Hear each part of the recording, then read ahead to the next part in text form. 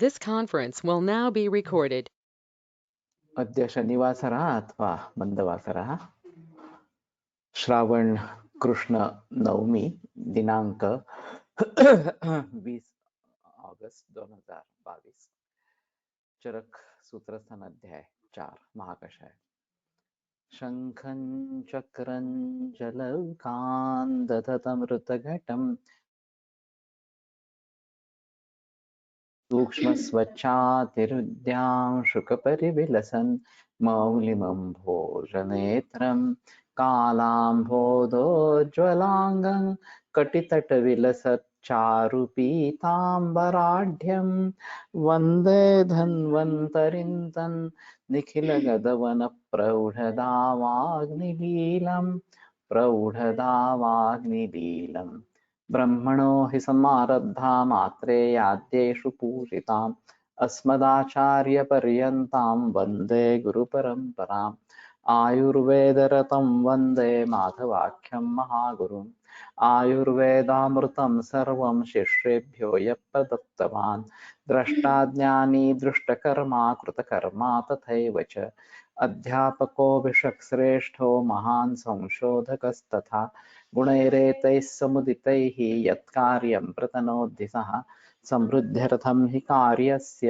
वयं नु प्रयतामहे सरस्वत्यै नमो यस्याः प्रसादात् पुण्यकर्मभिः बुद्धिदर्पणसङ्क्रान्तं जगदध्यक्षमीक्षते आत्रेयं प्रथमं वन्दे आयुर्वेदजगद्गुरुम् आयुर्वेदामृतं सर्वं गृहीत्वा हि सुरेश्वरात् अग्निवेशादिकेभ्यो यत् प्रयच्छत् मुनिसत्तमः प्रथमं तन्त्रकर्तारम् अग्निवेशं नमाम्यहम्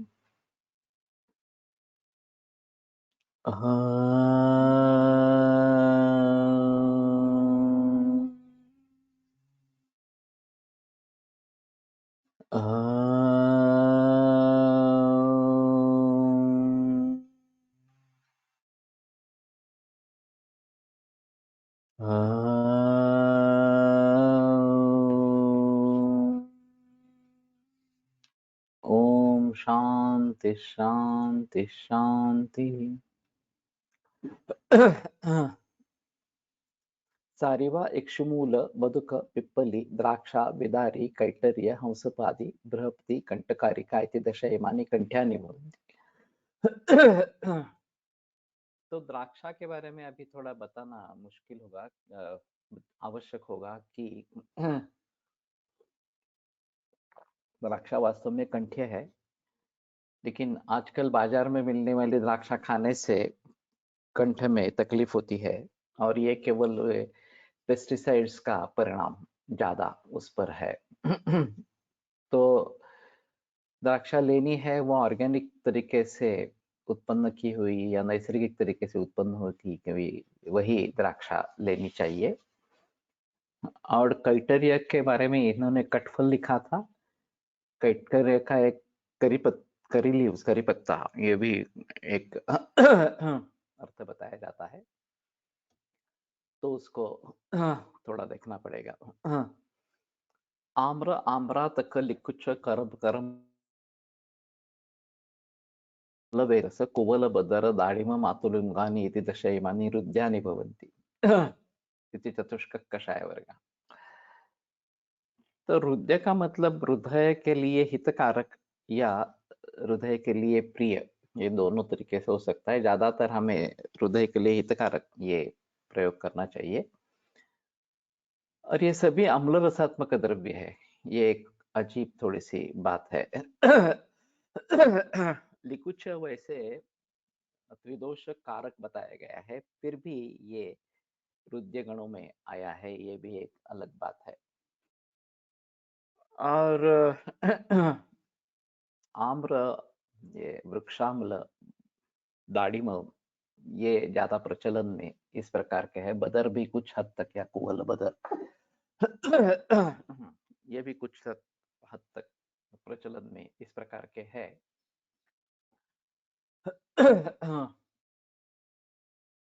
कुछ तेल मिलता, तेल किसके लिए बताते हैं ये? वैद्य रत्नम। तो किससे निकालते हैं एक थोड़ा देखना पड़ेगा। Knee pain, okay.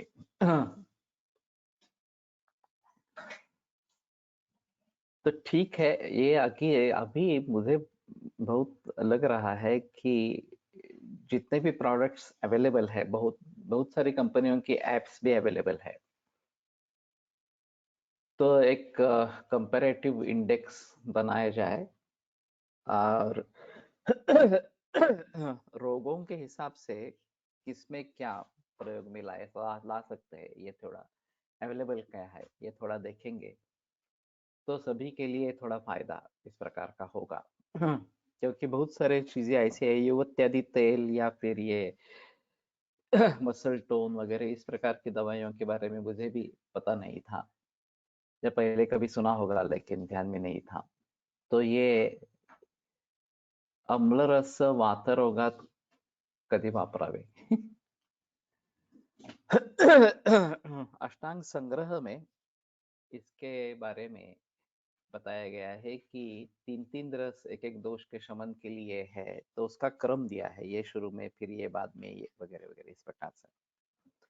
तो उसमें मधुर अंत में आता है, शुरू में शायद लवण है और फिर बीच में अम्ल रस इस प्रकार का है।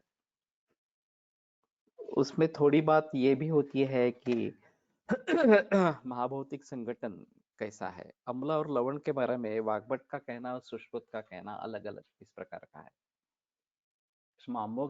तेजक, ये जो बात बताई है, अग्निक्ष्मा यानी पृथ्वी और अग्नि ये अम्ल रस का है, और जल और तेज ये लवण का है वाग्भट के अनुसार। और सुश्रुत का जल तेज ये अम्ल का, और अग्निक्ष्मा ये अम्ल रस, सॉरी, लवण का इस प्रकार का बताया गया है। अब बात ये होती है कि किस प्रकार का दोष प्रकोप है, अग्नि की स्थिति कैसी है, इसके आधार पर ये निर्भर होता है। अम्ल और लवण में तेज महाभूत है, तो जहां अग्नि अच्छा न हो या अग्नि को बढ़ावा देने की कुछ बात है, वहां अम्ल लवण या अनुलोमन की बात है तो अम्ल लवण का प्रयोग है।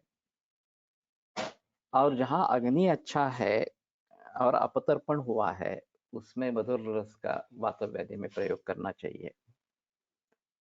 फिर भी वात का दो प्रकार से प्रकोप होता है, एक मार्गावरोधजन्य और धातुक्षयजन्य। धातुक्षयजन्य में मधुर रस का प्रयोग होता है, लेकिन मार्गावरोधजन्य अगर है तो कटुतिक्त कषाय रसों का भी, कषाय का नहीं होगा, कटुतिक्त रसों का भी सेवन बताया जाता है इस प्रकार से। और वैसे ग्रंथों में चिकित्सा के रूप में रस कम जगह पे बताए गए हैं कि ये रस देना है इस प्रकार से। लेकिन दिए है, बिल्कुल दिए नहीं है ऐसा नहीं है। तो उन सभी सूत्रों को ध्यान में रखते हुए रसों का प्रयोग कहाँ पे कैसे करना है ये देखना पड़ेगा। और इसी प्रकार से कफ और पित्त के लिए कौन से रस कब प्रयोग में लाने हैं इसके बारे में सोचना पड़ेगा। और सूत्र जब सामने आएंगे तो शायद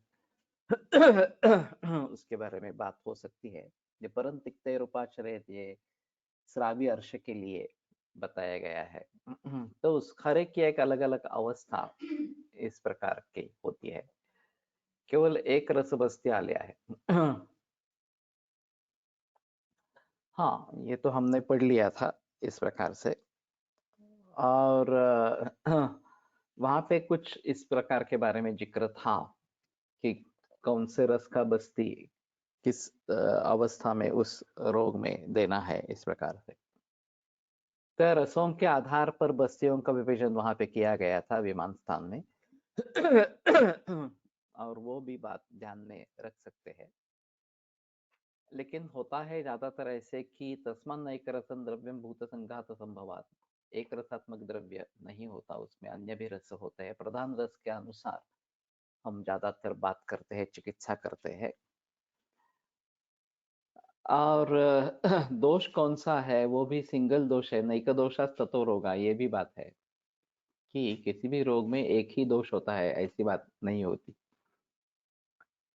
तो संसर्ग या संधिपात है जिसमें किसी दोष का प्राधान्य है, उसके आधार पर ये सब बातें चलती रहती है। तो ये हमें देखना इस प्रकार से चाहिए।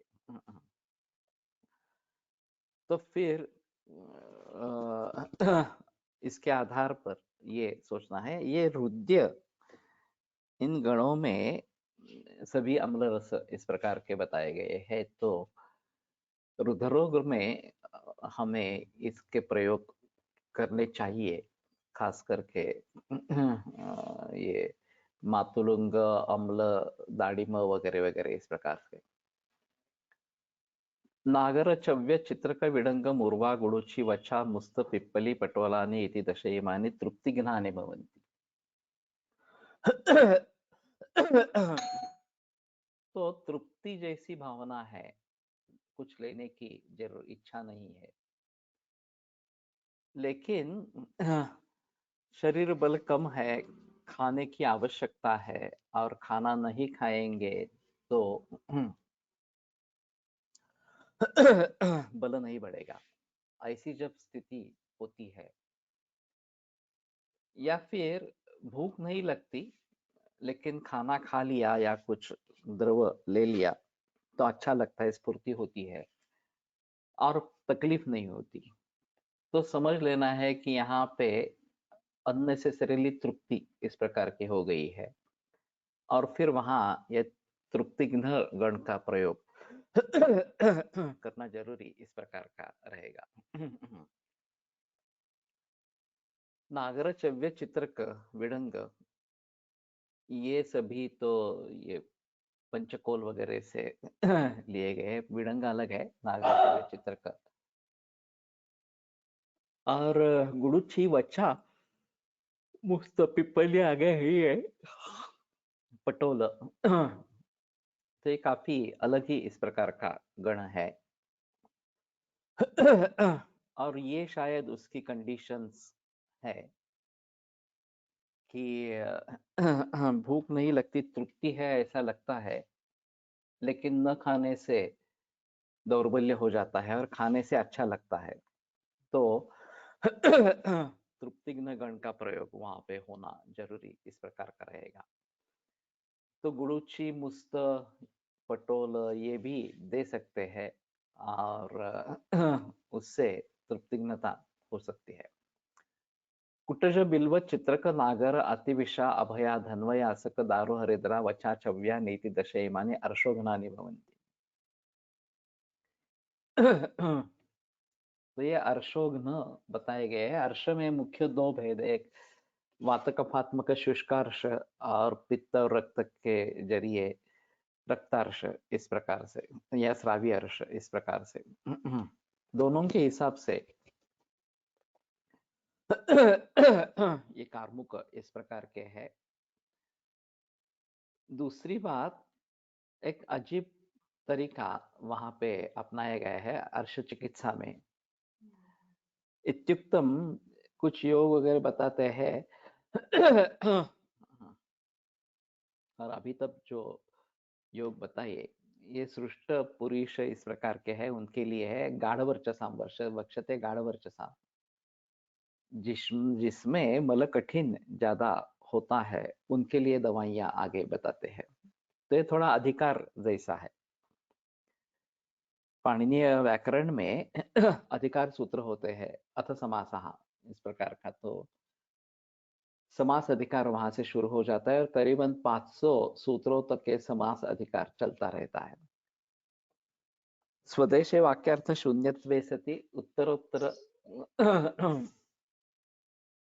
एक रूपतया अर्थबोधजनकत्वम अधिकारत्वम इस प्रकार की व्याख्या की गई है कि वहां उसका कोई मतलब नहीं होता, लेकिन उत्तरोत्तर जो सूत्र की एक वाक्यता से अर्थबोध निर्माण करना, ये अधिकार का प्रयोजन है। तो ये कम जगह पर इस प्रकार का दिखाई देता है कि अभी तक जो बताया वो इनके लिए बताया, अब आगे इनके लिए बताते हैं इस प्रकार से। तो वैसे एक सामान्य विभाजन होना है कि मुक्त वर्चस और गाढ़ वर्चस इस प्रकार से, और फिर स्रावी और कठिन इस प्रकार से। और अर्षोतिसार ग्रहणी विकाराः प्रायेण चान्योन्य निदानभूताः सन्ने निले सन्ति न सन्ति दीप्ते रक्षते तस्तेषु विशेषतो। ये जो बात बताई गई है कि इसमें सन्ने निले संति, अग्नि अगर सन्न है तो ये तीनों विकार होते हैं। न संति दीप्ते, अगर अग्नि प्रदीप्त है तो ये नहीं रहते। तो ये चित्रक है, नागर है, अभया है, वगैरह वगैरह, ये पाचन करने वाले इस प्रकार से और अग्नि को दीपन करने वाले इस प्रकार के बताए गए हैं। अभया वैसे भी अनुलोमन अच्छी है और पुरुष विरेचन करने वाली इस प्रकार की है।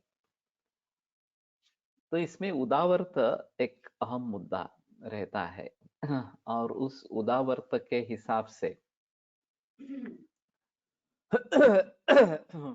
हरिद्रा ये अभया अच्छी है। दारू हरिद्रा इसमें समाविष्ट है, धन्वयासक इसमें समाविष्ट इस प्रकार का है।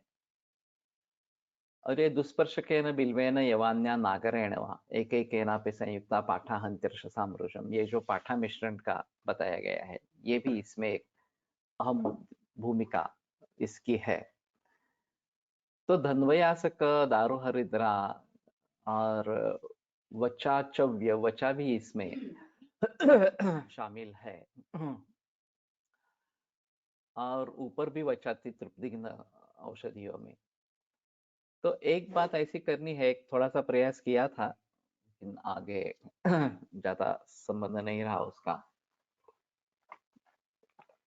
आतिश कांबळे को मैंने कहा था वो करने के लिए कि एक एक वनस्पति लेकर वो कौन से गुणों में आती है ये एक टेबल उसका बनाए इसके आधार, इस अध्याय के आधार पर। तो उल्टे तरीके से हम अगर हम देखने की कोशिश करेंगे, जैसे मधुक काफी गणों में, 13 गणों में है, वचा काफी गणों में है, दारू हरिद्रा काफी गणों में है, तो कौन से गणों में ये आते हैं ये थोड़ा देखना इस प्रकार सा पड़ेगा। दूसरी बात यह है कि अर्श या आगे आने वाले कृमिघ्न वगैरह वगैरह, विषघ्न, ये जो फलश्रुति उनकी बताते हैं, तो अर्श या कुष्ठ ये विकार है, तो ये सीधे उस रोग का नाश करने वाले इस प्रकार से बताए गए हैं। तो एक मतलब इसका ये हो सकता है कि व्याधि प्रत्यनीक द्रव्य है। भाव प्रकाश वगैरह निघंटु में दोष घ्नता बताई जाती है और रोग घ्नता भी बताई जाती है।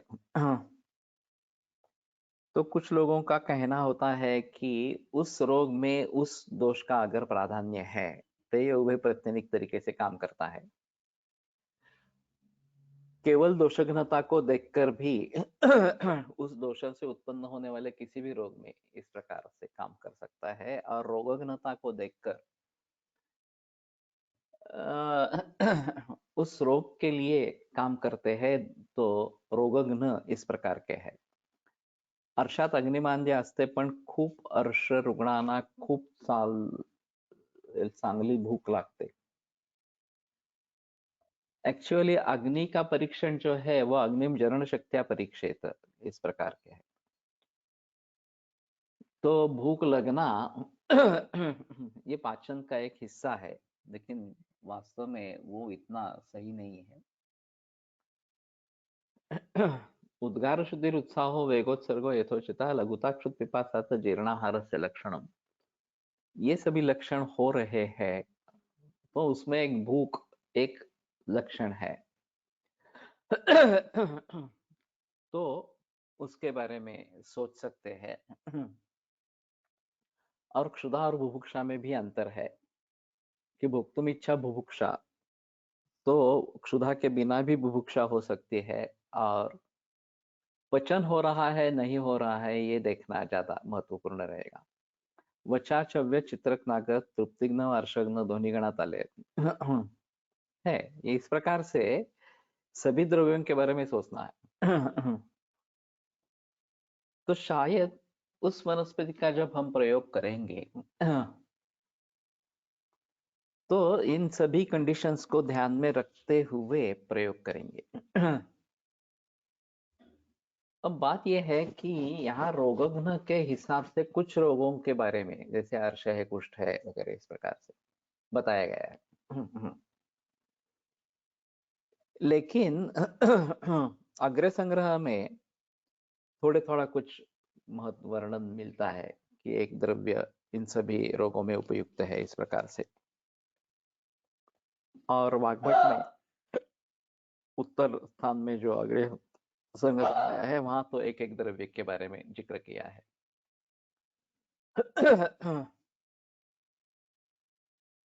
तो माधव निदान मधुकोश टीका में इसके बारे में बहस आई है. और जो व्याधिहर है वो अवश्य दोषहर होना ही है, ऐसा उनका एक पूर्व पक्ष स्थापित किया है, क्योंकि दोष को जीतने के बजाय वो व्याधि को जीत ही नहीं सकेगा इस प्रकार से. तो उसके ऊपर उसका समाधान जो उत्तर पक्ष में किया है वो बताते हैं कि शक्ति विबंध ये जैसे जो रोगग्न है वो निश्चित रूप से दोषहर होगा ही, ऐसी नहीं बात हो सकती. अगर ऐसी बात है तो फिर उभय प्रत्यनिक से उसका भेद कैसे करेंगे. तो प्रतिनियत शक्तिकानि भेषज द्रव्याणि भवन्ति, ये एक बहुत महत्वपूर्ण वाक्य वहां पर लिखा गया है कि भेषज द्रव्य जो है वो प्रतिनियत शक्ति का इस प्रकार का होता है. और शायद रोग का नाश करेंगे तो केवल दोष दूष्य सम्मूर्छना को भंग कर पाएंगे. दोषः स्वतः क्रियांतरेण वा निवर्तते, दोष अपने आप निवृत्त होता है, नहीं तो उसके लिए अलग चिकित्सा इस प्रकार से करनी पड़ेगी. तो कहने का तात्पर्य अर्थ ये है कि केवल व्याधि प्रत्यनिक, केवल दोष प्रत्यनिक, उभय प्रत्यनिक, ये सभी प्रकार के हो सकते हैं और उन सभी को अलग अलग इस प्रकार से समझ लेना है. अब कुछ रोगों के लिए इस प्रकार के रोग प्रत्यनिक बताए गए हैं, चिकित्सा खास करके ये रोगग्न चिकित्सा बताई गई है, सभी रोगों के लिए नहीं है. अगर हम जल्दी रिजल्ट्स पाना चाहते हैं तो रोगग्न द्रव्यों का प्रयोग करने से जल्दी रिजल्ट आएंगे, दोष दूष समूर्छना जल्दी भंग हो जाएगी. फिर दोष के बारे में भी सोचना है. ग्रंथों में क्रम उल्टा है वास्तव में. पहले हेतु विपरीत चिकित्सा करनी है और उससे अगर रोग मिट जाता है, क्योंकि रोग कार्य है और हेतु दोष कारण है, दोष की चिकित्सा से अगर रोग मिट जाता है तो आगे कुछ करने की जरूरत नहीं है. अनुबंध हेतु सत्य हेतु विपर्यय त्यक्त्वा युञ्जात व्याधि विपर्यय, हेतु विपरीत चिकित्सा को छोड़कर व्याधि विपरीत चिकित्सा करनी है, ऐसा बताते हैं. और व्याधि विपरीत चिकित्सा होने के बाद फिर भी दोष शेष रह सकता है और फिर उसकी चिकित्सा करने की कभी कभी जरूरत पड़ेगी. तो वहां माधव साने करके थे, माधव बाग के जिनके नाम पे प्रचलित है, ये अग्र संग्रह की प्रैक्टिस करते थे. और किसी भी रोगियों को अग्र संग्रह से दवाइयां देते रहते थे. प्रैक्टिस काफी बड़ी थी और बहुत मरीज रहते थे. उनका एक व्याख्यान कोलटकर प्रतिष्ठान में हुआ था और डायबिटीज के बारे में उन्होंने ये महेशु धात्री निशे के ऊपर व्याख्यान दिया. लेकिन वो पूरा जो व्याख्यान था वो एलोपैथी ओरिएंटेड इस प्रकार का था. प्रमेह के बारे में कुछ उसमें ज्यादा जानकारी नहीं थी, डायबिटीज के बारे में ही सब बोले और उसके लिए ये कैसे काम करते हैं वगैरह वगैरह इस प्रकार से बताया. तो अगर डायबिटीज अगर प्रमेह है हमारे हिसाब में तो ये अग्र संग्रह काम करेगा। अगर हमारा निदान कुछ अलग ही है तो हम प्रमेह की दवाइयां नहीं देंगे, हम उस रोग की दवाइयां देंगे, उससे फायदा होगा। अब अर्श एक बार हो चुका है, उसका ऑपरेशन हो चुका है या अग्निकर्म, क्षार कर्म इस प्रकार के हो चुके हैं, तो हमें समझ लेना है कि बस अब अर्श की चिकित्सा करने की कोई जरूरत नहीं है। तो ये बात नहीं है। सीपी शुक्ला एक केस बताया करते थे कि कोई इसी प्रकार का अर्श का मरीज था, ऑपरेशन हुआ था, बाद में कामला हुई और वो मिट नहीं रही थी, इसलिए वो उनके पास आए। तो उनका कहना था कि अशुद्ध रक्त का स्राव हो रहा था, वो रुक गया और फिर उसमें जो उपद्रव बताए गए हैं उसमें अर्श है। तो उन्होंने अर्शक कुठार रस का प्रयोग किया और कामला ठीक हो गई। ये केस मैंने उनसे 2-3 बार सुनी है इस प्रकार से। तो अर्श की चिकित्सा हो गई है, अब उसके बारे में कुछ सोचने की जरूरत नहीं है, ये बात नहीं होती। जैसे काफी मरीजों में हिस्टेक्टमी हो गई है, तो अभी जिस रक्त प्रदर के लिए, जिस फाइब्रॉइड के लिए हिस्टेक्टमी हुई, उसके बारे में कुछ नहीं सोचने की जरूरत नहीं है, ये बात नहीं होती। बल्कि जरूर सोचना चाहिए कि मूल रूप से जो व्याधि था, चाहे फाइब्रॉइड था चाहे रक्त प्रदर था, वो तो मिटा ही नहीं, उसकी संप्राप्ति भंग हुई ही नहीं इस प्रकार से। तो उसके लिए जो भी दवाइयां होंगी वो देनी चाहिए। अभी यूटेरस है ही नहीं वहां पे, फिर भी उसकी संप्राप्ति को भंग करने वाला द्रव्य, मेडिसिन देना जरूरी इस प्रकार का रहेगा। तो अर्श के बारे में जब हम हिस्ट्री देखते हैं कि अर्श ऑपरेट किया गया है, क्षार सूत्र किया गया है और ठीक है, अभी कोई तकलीफ नहीं है इस प्रकार से, तो हमें अर्श की भी चिकित्सा करनी है, ये बात ध्यान में रखनी है इस प्रकार से। तो ये एक अहम मुद्दा इन सभी रोगों के बारे में रहेगा। और कैंसर जैसे विकारों में जो नए नए विकार उभर रहा है, उसको व्याधि प्रत्यनीक क्या हो सकता है? अभी हीरक का प्रचलन है व्याधि प्रत्यनीक करके, या रसायन चिकित्सा उसके लिए व्याधि प्रत्यनीक है, ऐसा हम कह सकते हैं। लेकिन ग्रंथों में तो आधार इसका नहीं मिलेगा इस प्रकार से। अब जो इन विट्रो स्टडीज होते हैं, जैसे कि भूम्या मलिकी का स्टडी हेपेटाइटिस बी के ऊपर इन विट्रो हुआ, उसको नोबेल प्राइज भी मिला इस प्रकार से। और इसके जरिए ये हेपेटाइटिस बी में काम करता है। तो हेपेटाइटिस बी से उत्पन्न हुई कामला में क्या ये रोग प्रत्यनीक रहेगा, रोगघ्न चिकित्सा रहेगी? अब इन विट्रो हुआ है तो इन विवो होगा ही, ऐसी बात नहीं, ये एक अलग बात इस प्रकार की है। अभी गांचीवीर जो शालीपर्णी का घन है,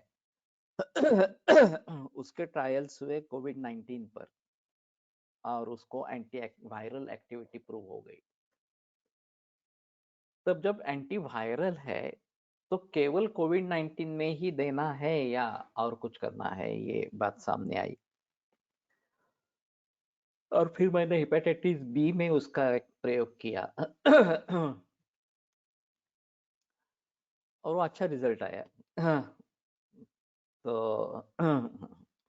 ये बता रहे थे एंटीवायरल कुछ शुरू करना चाहिए एलोपैथी में, वो छोड़कर ये केवल दे दिया और कामला ठीक हो गई और ये लोड भी, वायरल लोड भी कम हो गया इस प्रकार से। उसी प्रकार से उसको एड्स में भी प्रयोग कर सकते हैं, HIV पॉजिटिव में प्रयोग कर सकते हैं, हेपेटाइटिस सी में प्रयोग कर सकते हैं, और भी जो डेंगू वगैरह जो वायरल फीवर्स चल रहे हैं उनमें भी शायद प्रयोग कर सकते हैं, एंटीवायरल एक्टिविटी होने के कारण। तो शालीपर्णी इन रोगों में एक रोग प्रतिनिक चिकित्सा रोगग्न चिकित्सा के ऊपर के तरीके से उभर आ सकती है इन विट्रो ट्रायल्स के आधार पर। ये इन विट्रो ट्रायल्स करवाना ये तो एलोपैथी का सिलसिला है, लेकिन अगर उससे ये साबित होता है कि ये उस रोग को दूर करने की क्षमता इन औषधियों में है, तो केवल ये नहीं करना है, हमें हेतु प्रतिनिक चिकित्सा भी करनी ही है। मैं ये नहीं मानता कि केवल रोग प्रतिनिक चिकित्सा से संतुष्ट हो जाए। संक्षेपतः क्रियायोग और निदान परिवर्जनम, ये निदान परिवर्जन भी होना है, ये एक अहम मुद्दा। विशिष्ट हेतु पाए जाते हैं तो उनके विपरीत हेतु प्रतिनिक चिकित्सा करना ये भी एक आवश्यक मुद्दा इस प्रकार का रहेगा। और तात्काल रिजल्ट्स के लिए शायद अगर हमें रोग प्रतिनिक इस प्रकार से कुछ मालूम होता है तो वो चिकित्सा करना, ये भी बात यहाँ अहम इस प्रकार की रहेगी।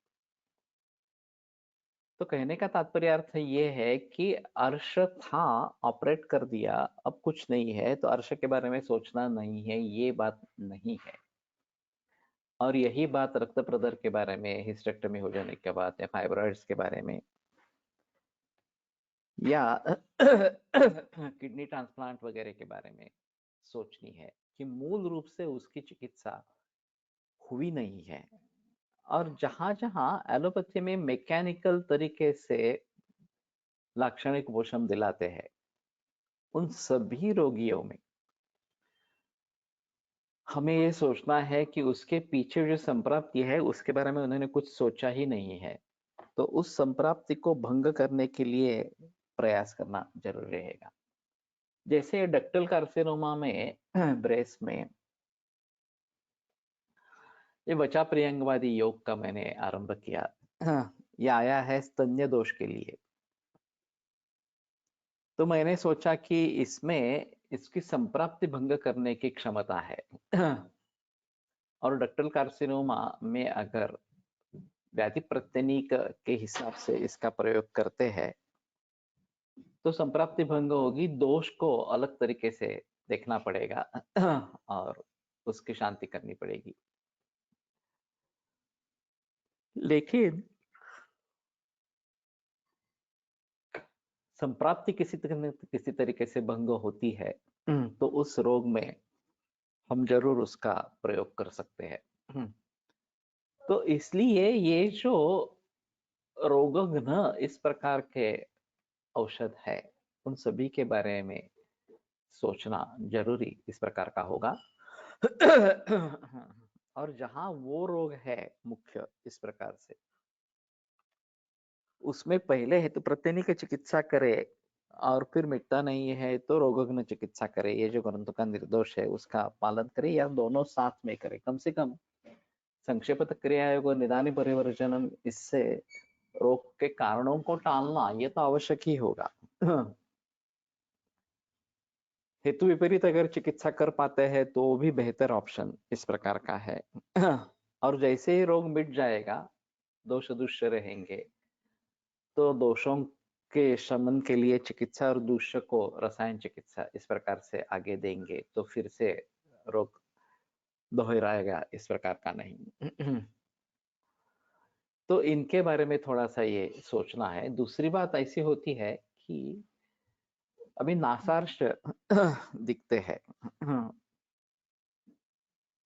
एक्सरे होता है या फिर सीटी स्कैन होता है हेड का, और पता चलता है कि अंदर काफी अर्श बढ़ गया है साइनसेस में। अब ये आसानी से दूर नहीं होता, कम नहीं होता। और नासानाह वगैरह जो लक्षण है वो काफी देर तक सताते रहते हैं। ये दोष जनित नहीं है, धातु वहां पे बढ़ गए हैं। तो दोषात त्वंगमांस मेदांसी, ये जो बात कही गई है त्वचा मांस और मेद,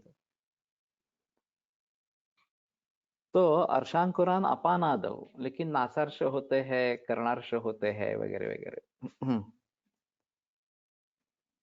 तो उसमें इन दोषों के बारे में, मांस मेद इन दोषों के बारे में सोचना है। और व्याधि प्रत्यनीक के हिसाब से जो अर्श के खिलाफ काम करने वाले हैं, इस प्रकार से चित्रक वगैरह है या फिर ताप्यादि लोह है, इनका प्रयोग करना है। हम केवल प्रतिशाय के हैसियत से उसको देखने की कोशिश करेंगे तो काम नहीं होता। ये प्रतिशाय नहीं है वास्तव में, इस प्रकार से अलग निदान इसका होगा। तो अर्श समझकर चिकित्सा करनी पड़ेगी। और ये मांस में यदि ये दूष्य है, ऐसा समझकर चिकित्सा करेंगे। षड्बिंदु तेल का प्रयोग काफी लोग करते हैं, या क्षार तेल का प्रयोग इसमें करते हैं। अगर इसमें क्षरण करना है तो क्षार तेल डाल सकते हैं नाक में। और फिर नाक थोड़ा खुलने लगता है। अगर उसके साथ में कफ है तो ही षड्बिंदु तेल या वचा तेल वगैरह तीक्ष्ण जो तेल है उनका प्रयोग हो सकता है उसको निकालने के लिए, लेकिन पहले पाचन होने की आवश्यकता है। और जैसे अर्श के बारे में हम सोचते हैं कि अग्नि कैसा है, अनुलोमन हो रहा है या नहीं हो रहा है, ये देखना ही है। तो उसी तरीके से इन नासार्श के बारे में भी सोचना है। और अग्नि अच्छा हो जाए, अनुलोमन अच्छे तरीके से हो जाए तो इनमें राहत इस प्रकार की मिलेगी। केवल स्थानिक उपचार से ज्यादा फायदा नहीं होगा, अभ्यंतर चिकित्सा आवश्यक इस प्रकार की हो जाएगी। तो इन सभी बातों को ध्यान में रखते हुए ये अर्श है ऐसा समझकर उसकी चिकित्सा होनी है। और अर्श समझकर चिकित्सा नहीं होती, प्रतिशय या नासानाह इस प्रकार से समझकर चिकित्सा होती रहती है और फिर फायदा नहीं होता। और इसमें केवल एक्सरे नहीं निकाला जाता, इसके साथ में सीटी स्कैन किया जाता है और तब पता चलता है कि अंदर ये सब मांस मेद बढ़ गए हैं इस प्रकार से। तो अभी फाइब्रॉइड के बारे में भी ऐसा कुछ सोचेंगे। एक मुझे लगता है कि मेद धातु से जुड़ा इस प्रकार से, बहुत मेद धातु से जुड़े ये फाइब्रॉइड हो, फाइब्रॉइड एडोमा हो, या फिर फैटी लीवर हो, इन सभी के बारे में हमें अलगता से कुछ सोचना है। और इनकी संप्राप्ति कैसे होती है ये थोड़ा देखना चाहिए। तो मुझे लगता है कि स्नेह जो है खाने पीने में हमारे, उसमें काफी बदलाव आ गए। एक तो रिफाइंड तेल का प्रयोग शुरू हो गया, और फिर हाइड्रोजनेटेड ऑयल, ये वनस्पति घी, ये जो प्रचलन में आया। तो स्नेहन ये जो बात होनी है, उसमें विकृति आ गई। तेल और घी का प्रयोग करते हैं, शुद्ध तेल का, फिर केवल फिल्टर, तो अलग बात है, वो ग्रंथों के अनुसार है। लेकिन रिफाइंड तेल का प्रयोग शुरू हो गया, जिसमें केमिकल्स डाले गए हैं। और ये हाइड्रोजनेटेड घी, ये तो एक अजीब ही बात है।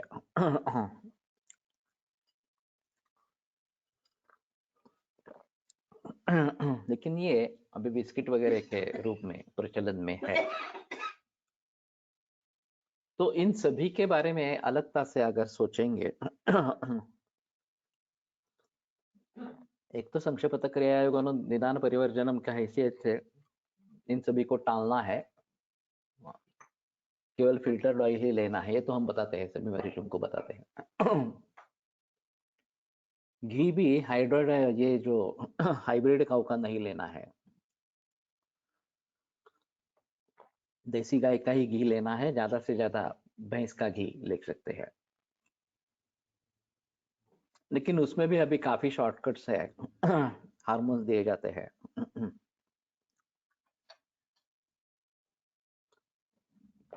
तो शुद्ध रूप में अगर ये बातें मिलती है तो एक अहम मुद्दा होगा। और लाइपोमा से लेकर इन सभी विकारों में शायद अर्श के बारे में भी, उसके बारे में सोचना पड़ेगा, जहां जहां मेद धातु का संबंध है। उन सभी में हमें अलगता से सोचना पड़ेगा। और दूसरी एक बात हो सकती है कि दूषों को सामने रखते हुए कौन से विकार हो सकते हैं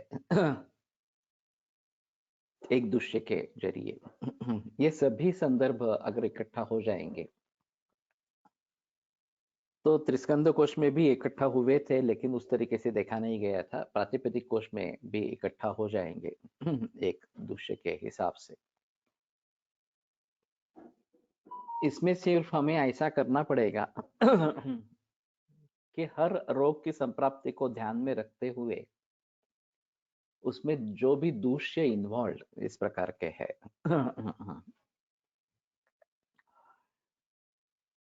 उनको एक अलग फील्ड में डालना पड़ेगा। और फिर उस रोग के संबंध में जो भी कारण है, जो भी लक्षण है, जो भी चिकित्साएं है,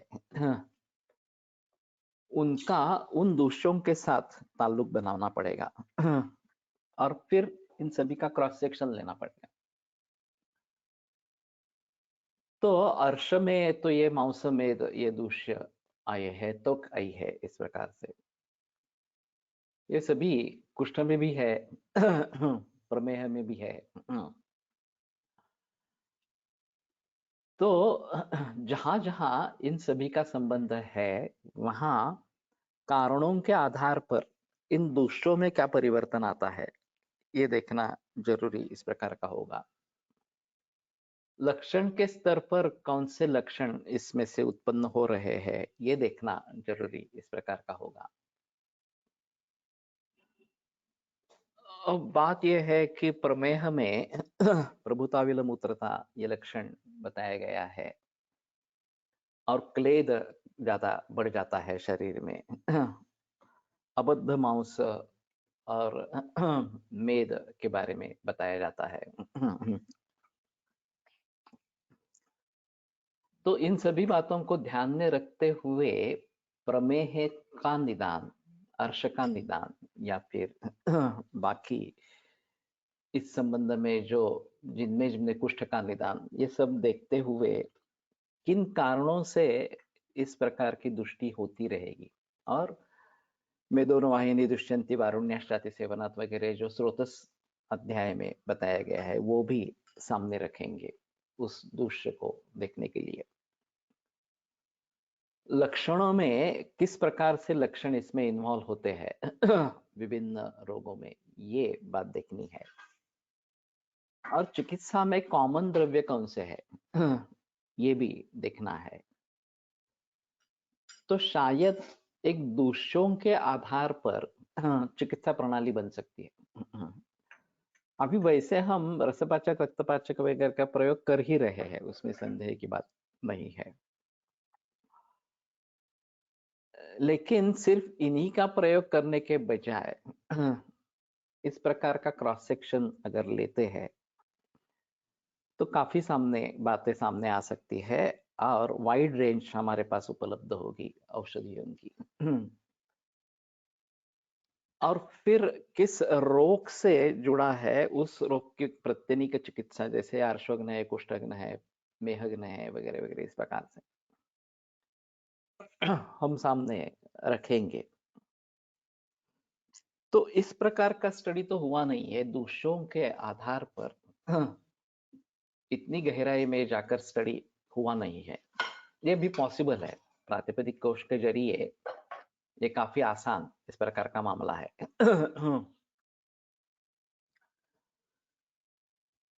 तो जैसे दोषों के आधार पर निर्माण होने वाले विभिन्न विकार, ये बातें ग्रंथों में बताई गई है। प्रायः सभी रोगों में दोषज प्रकार है, वातज पित्तज कफज सांधिपातिक या संसर्गज वगैरह इस प्रकार से। और वाग्भट में पहले अध्याय में निदान स्थान के सर्वगुण रोग निदान बताते हुए दोषों के कारण बताए हैं प्रकोप के। और अर्श वगैरह में दोष प्रकोप हेतुस्तु प्रागुक्तस्तेन साध्यते अग्नौ मलेति निश्चिते, ये दोष प्रकोप हेतु पहले ही बताया है, वही लेना है, इस प्रकार से बताते हैं। सैव कुपितो दोषः समुत्थान विशेषता स्थानांतराणि च प्राप्य विकारान कुरुते बहून।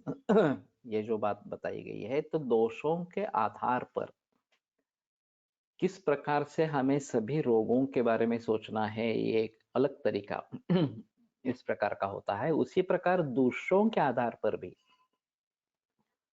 हम जरूर सोच सकेंगे। और फिर अभी जो अलग अलग विकार के रूप में सामने आ रहा है, चाहे फाइब्रॉइड एनिमा हो, चाहे फाइब्रॉइड हो, चाहे लाइपोमा हो, चाहे अर्श हो, चाहे प्रमेय हो, या चाहे और कोई इस प्रकार का कुष्ठ हो वगैरह वगैरह, उसमें मेद धातु पकड़ क्रिया स्थौल्य और कार्शय हो, तो उसके जरिए थायराइड के बारे में भी सोचा जा सकता है। तो इन सभी बातों को एक सूत्र में कैसे डालेंगे, और खास करके जब धातुओं से जुड़े विकार होते हैं, कैंसर जैसे विकार धातुओं से जुड़े विकार है, तो वहां पे कैसे सोचेंगे इसके बारे में थोड़ा देखना पड़ेगा। और अब इस सिलसिले में ये मेरे मन में काफी दिनों से है, काफी बरसों से है रादर। और मैं सोच तो रहा हूँ कि किस तरीके से इसको एक्सप्लोर किया जाए। अब अच्छा साधन हमारे पास है प्रातिपदिक कोश का, तो उसके आधार पर ये जरूर कर सकते हैं, उसमें संदेह की बात नहीं है। तो शायद मैं इसके बारे में जिक्र करता रहूंगा। शालेपर्णी गोलीचं नाव गांजूवीर करके है। अमूल A2 बफेलो मिल्क मिलता है, लेकिन ये बफेलो का है। और मुझे लगा था कि अमूल ने देसी गाय का दूध लाया है, लेकिन A2 नाम से उन्होंने भैंस का दूध लाया है। कृष्ण लेडीज मध्ये वात प्रकोप रक्तदुष्टी हेतू असेल तर फायब्रॉइड एनिमाचा विचार कसा करावा। त्यांच्यामध्ये लेखन द्रव्य दिल्याने वात प्रकोपाची लक्षणे दिसतात। संतर्पण और अपतर्पण ये एक अलग ही विचार है। और उसके स्तर भी भिन्न होते हैं। शारीरिक स्तर पर अपतर्पण और मानसिक स्तर पर संतर्पण ये करना काफी आवश्यक होता है। इस प्रकार के नासार्श मध्ये नाट्य मात्रा किती आणि काल कुठली मात्रा बिलो 10 इयर्स पेशंट मध्ये नस्य का नस्य की मात्रा लेकिन गांजीवीर से है।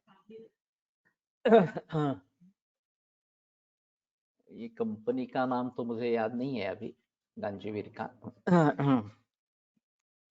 मेरे क्लिनिक में उपलब्ध है। हमारे क्लिनिक में जो गणेश सपकाल करके आता है, अभी अनामय का जो ये हुआ था उसमें भी उसने काम किया था। तो ये सप्लायर है पुणे में, तो उसके यहाँ मिल जाएगा। क्लिनिक में संपर्क करो हमारे, ज्यादा अच्छा रहेगा। तो कहने का तात्पर्य ये है कि दूसरों के आधार पर इस प्रकार से क्लासिफिकेशन करवाना और उनके कारण लक्षण और चिकित्सा के बारे में सोचना, यह भी पॉसिबल है। और केवल रसरक्तादि पाचक देने के बजाय और भी द्रव्य हमारे हाथ में आ जाएंगे तो ये अच्छा इस प्रकार का रहेगा। विथ प्रेगनेंसी पण ही गोळी दे सकते वैसे शालीपर्णी रसायन है और त्रिदोष शामक है, तो कोई देने में दिक्कत नहीं है जरूर दे सकते। खदिर अभया आमलक हरिद्रा अरुष्कर सप्तपर्णा आरगवध करवीर विडंग जाति प्रवाला इति दशैमानि कुष्ठघ्नानि भवन्ति। तो कुष्ठघ्न इस प्रकार का अलग गण बताया गया है। सर्वम कुष्णाति तद वपुः, ये सामान्य जो संप्राप्ति है कि त्वक का कोथ इस प्रकार का निर्माण होने लगता है, तो उन सभी विकारों में कुष्ठ चिकित्सा हो सकती है। तो कुष्ठघ्न, अगर कुष्ठ पहले था और किसी तात्कालिक उपाय से चला गया, इस प्रकार की अगर बात है, तो उसमें हमें सजग होना है कि फिर भी कुष्ठघ्न चिकित्सा करनी है इस प्रकार से। और हरिद्रा खदिर, सॉरी हरिद्रा नहीं, खदिर, ये खदिर कुष्ठघ्ना नाम व्याघ्र संग्रह है इस प्रकार से। तो खदिर का इस प्रकार से प्रयोग करना ये एक अहम मुद्दा इस प्रकार का रहेगा। और उसका गायत्री ये पर्याय है खदिर का। और गायत्री नाम से आधिदैविक आस्पेक्ट भी उसके हो सकते हैं।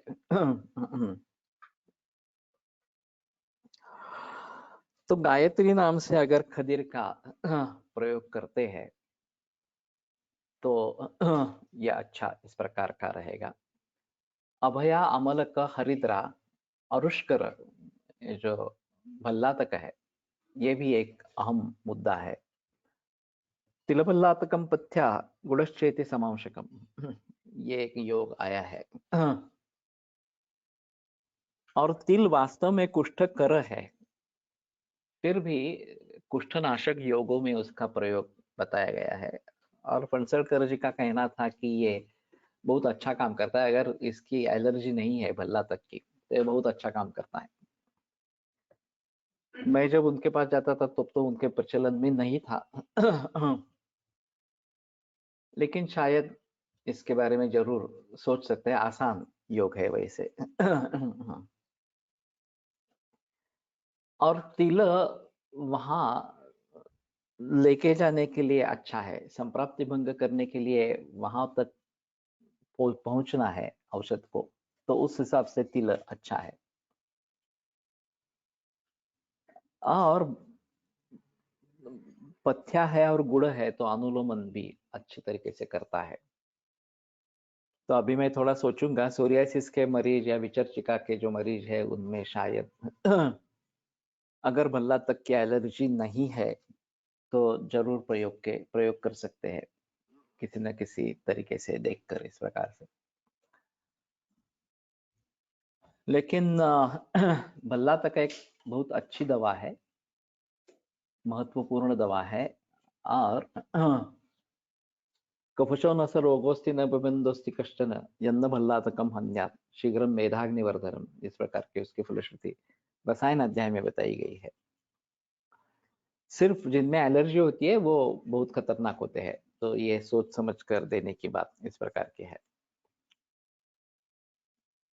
तो हरिद्रा भी इसमें है, आरगवध है, ये राज तेल में प्रयोग में लाता हूँ, आरगवध सिद्ध पत्तों का तेल इस प्रकार से, आरगवध पत्तों से सिद्ध तेल इस प्रकार।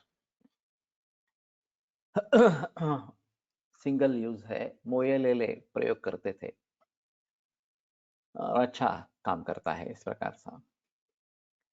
दारू हरिद्रा मुस्तानी इति दशैमानी कंडू, सॉरी ये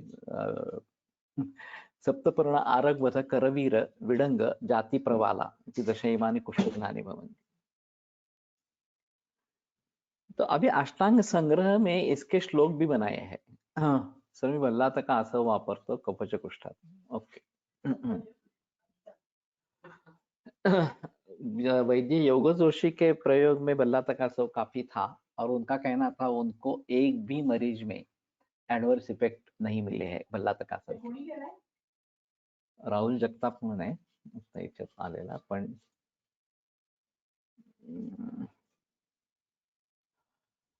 तो ठीक है. बल्ला तक के बारे में सोच सकते हैं इस प्रकार से. तो ये कुष्ठग्न गण बताया गया है और ये व्याधि प्रत्यनीक इस प्रकार के होने के लिए मालूम नहीं, देखना पड़ेगा. मला वाटतं गणेशच्या पुस्तकात नाही आहे पण भल्ला तकासव नाही आहे.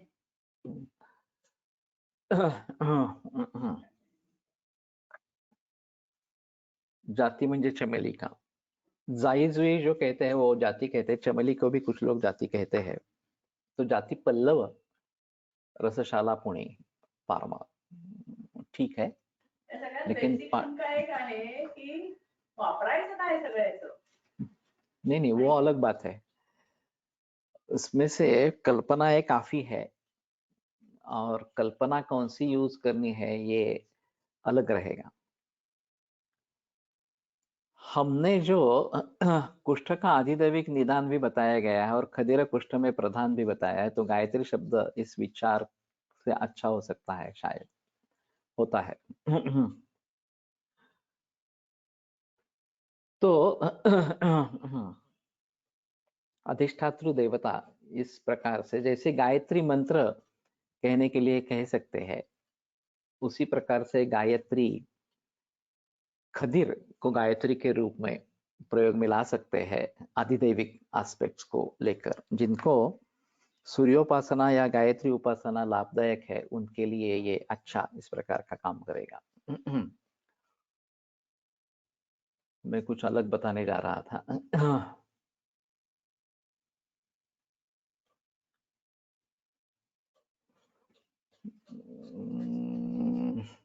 ठीक है, भूल गया.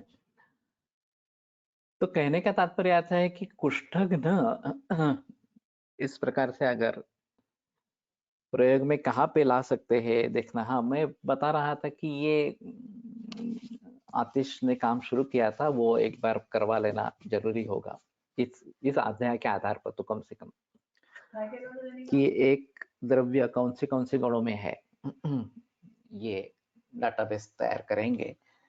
तो उस द्रव्य के लवाळ कसं कुष्ठग्न म्हणून काम करत असेल, करेल. प्रवाळ जाति प्रवाल है, प्रवाल नहीं है यहाँ पे. खदेरा अभया अमलक हरिद्रा अरुष्कर सप्तपर्ण आरगवद करवीर विडंग जाति प्रवाल. प्रवाल नहीं है. जाति प्रवाल है. जाति के कोमल इस प्रकार के पत्ते ये काम करते हैं इस प्रकार से. और जात्यादि घृत जात्यादि तेल इसमें इसी का संबंध है. जाति निम्ब पटोल पत्र कटोका दारवी निशा सारिवा मंजिष्ठा भय सिद्ध तुक्त मधुकम ऐसा कुछ है. नक्ता व बीजान्विते सर्पि सिद्ध मनेन साध्य वदना सूक्ष्माश्रिता श्राविणो वगैरह वगैरह. गंभीरा सरुजो व्रणांस गतिकांत शुद्ध्यंति रोहंति च इस प्रकार. तो जात्यादि घृत का जो पाठ है उसमें भी जाति के पल्लव इस प्रकार के लिए जाते हैं. जाई पत्र कुष्ठात आले आहे. तो यहाँ भी यही बता रहे हैं. तो ये थोड़ा आसानी से उपलब्ध होगा और प्रयोग उसका कर पाएंगे, तो ठीक है. तो आज यहीं पे रुकते हैं. कल सुबह 7:30 बजे इसी लिंक पर ये कैंसर होलिस्टिक गाइडेंस के बारे में प्रोग्राम होगा, व्याख्यान होगा, और सभी से विनती है कि उसमें ज्वाइन हो जाए.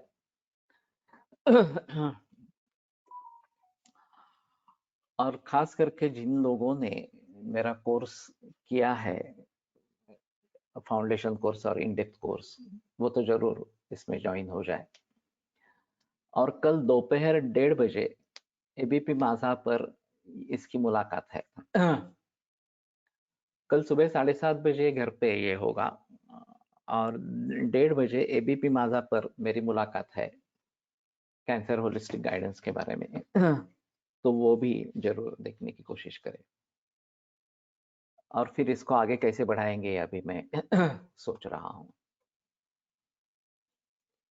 आयुर्वेद प्रकांडो निगदित इह हि शल्यतंत्र प्रधानः शिष्येभ्यः शाश्वतोऽयं निखिलजनकृपा व्याप्तचित्तेन येन आयुर्वेदस्य वाञ्छन् पुनरपि भुवने ताञ्च सुष्ठु प्रतिष्ठां श्रेष्ठं धन्वन्तरिं तं प्रणमति च सदा वैद्यवर्गो हि नूनम् वैद्यवर्गो हि नूनम्। ॐ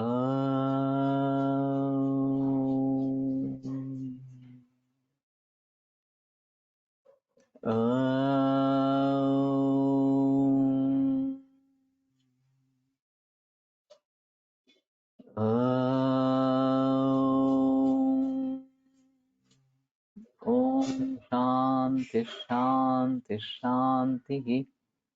विरम्यते व्याख्यान